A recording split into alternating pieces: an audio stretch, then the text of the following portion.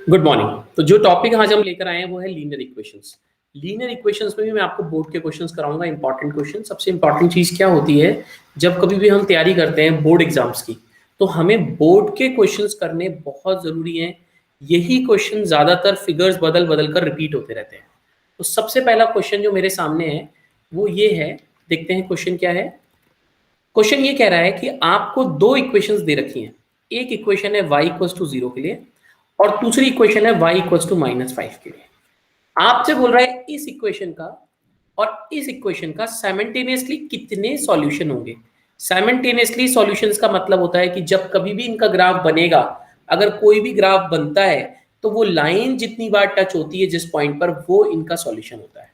अब यहां पर देखकर हमें ये नहीं घबराना है बिल्कुल भी कि यहां पर x तो है ही नहीं सर, तो क्या करेंगे, ये कैसी इक्वेशन है, इसमें x ही नहीं है। तो बेटा x अगर आपको नहीं दिया हुआ है, that means the value of x is 0। तो आप सबसे पहले ग्राफ बनाएं। This is your x axis, this is your y axis. This is 0.1 2 3 1 2 3, y 1 2 3 4 5 1 2 3 4 5। सबसे पहला पॉइंट है y भी 0 है, x नहीं दिया हुआ तो x भी 0 है, तो पॉइंट हो गया ये वाला। ये पहली इक्वेशन, मतलब इसका ग्राफ कुछ कुछ ऐसा आएगा, यहीं पर straight line.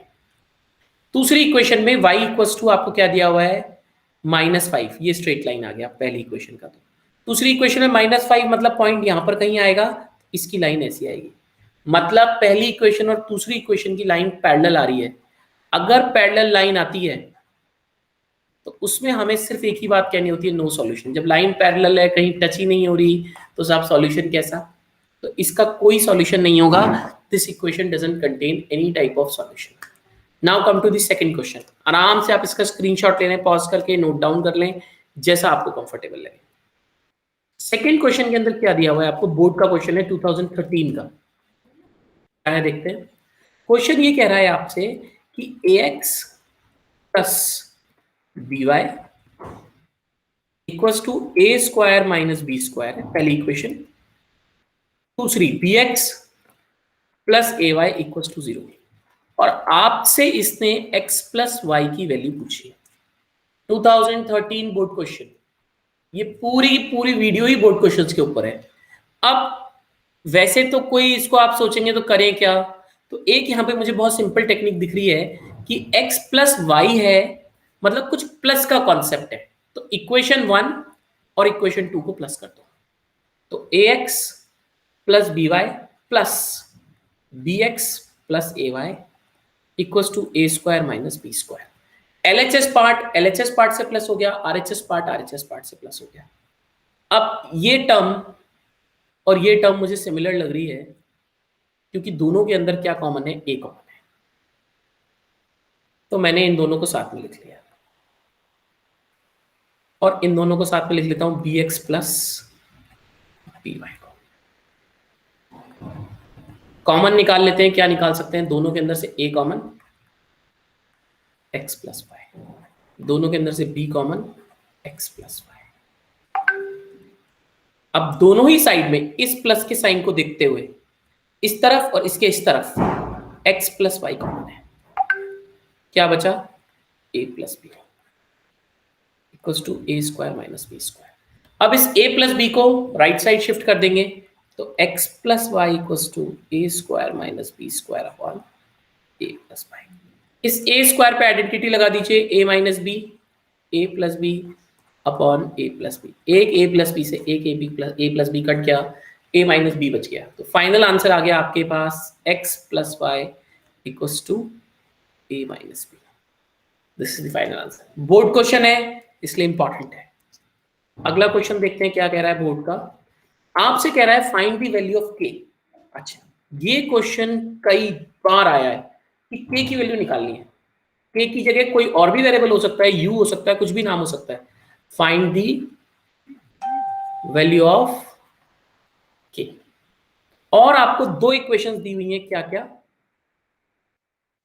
4x minus p y equals to 9, 2x plus हमारी काम की चीज अब आने वाली है के वाई इक्वल्स टू 11। यहां पर ये इक्वेशन नंबर 1 है, ये इक्वेशन नंबर 2 है। ये बोला गया है कि इनका कोई सॉल्यूशन नहीं है, मतलब इन दोनों इक्वेशन का कोई कॉमन सॉल्यूशन नहीं है। तो नो सॉल्यूशन वाली कंडीशन अगर आपको पता है तो क्वेश्चन आपके लिए आसान है, नहीं पता तो भैया बैठे रहो। तो वो नो सॉल्यूशन वाली कंडीशन क्या है? a1 upon a2 equals to b1 upon b2 not equals to c1 upon c2। यहां पर पहले तो ये a1 a2 क्या है ये पता होने चाहिए। तो जो x के कोफिशिएंट होते हैं वो a होते हैं, तो a1 यहां पर 4 है, a2 यहां पर 2 है। ये देखिए यहां से उठाया मैंने।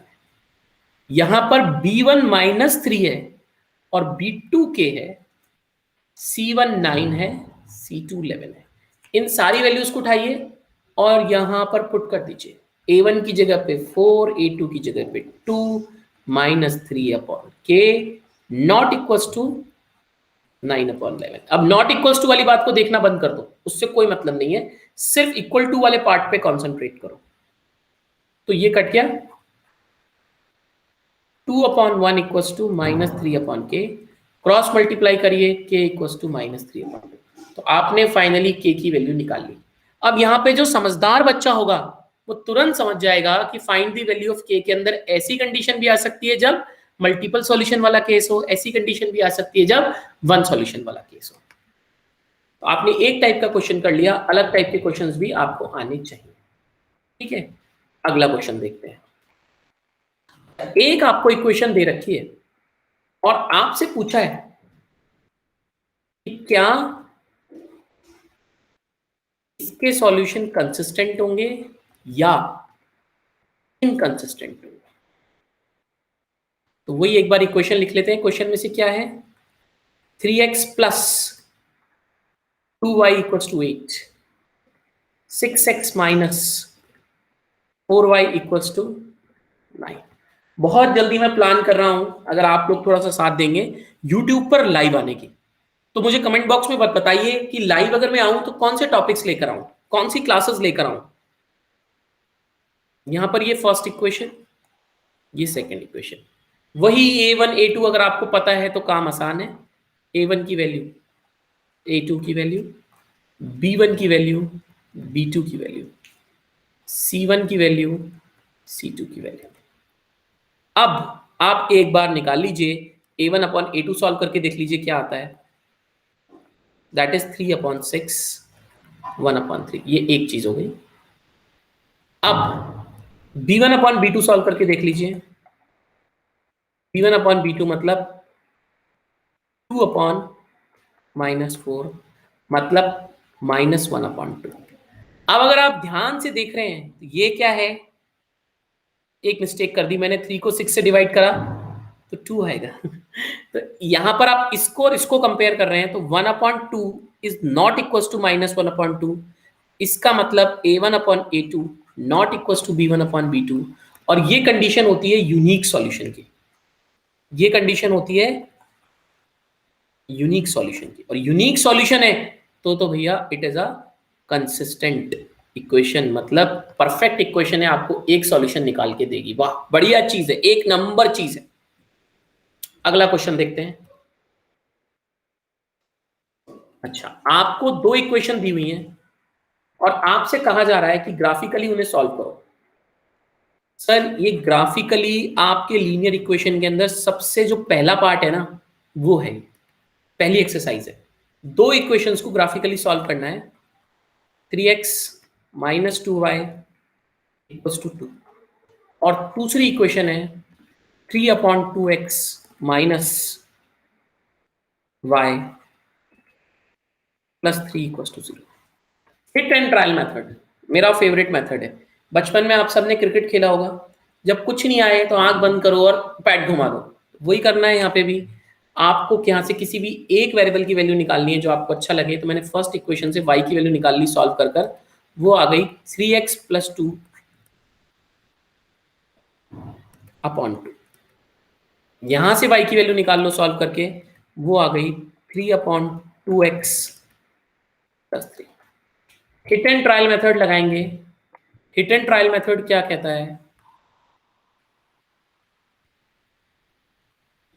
x की वैल्यू पुट करके देखेंगे और x की वैल्यू निकालेंगे। आप सब लोगों को मैं मौका दे रहा हूं, आप सोचें इस क्वेश्चन के ऊपर, करें इस क्वेश्चन को और फिर चैट बॉक्स में मुझे बताएं कि जब इन दोनों इक्वेशन का ग्राफ बनेगा तो कैसी लाइन आएगी, पैरेलल आएगी क्या, या एक बार टच होने वाली लाइन आएगी जिससे यूनिक सॉल्यूशन निकलता है, या फिर ऐसी लाइन आएगी जो एक के ऊपर एक होती है जिससे मेनी सॉल्यूशन निकलता है। ये आप लोगों के लिए टास्क है। तो चलिए स्टार्ट कर दीजिए।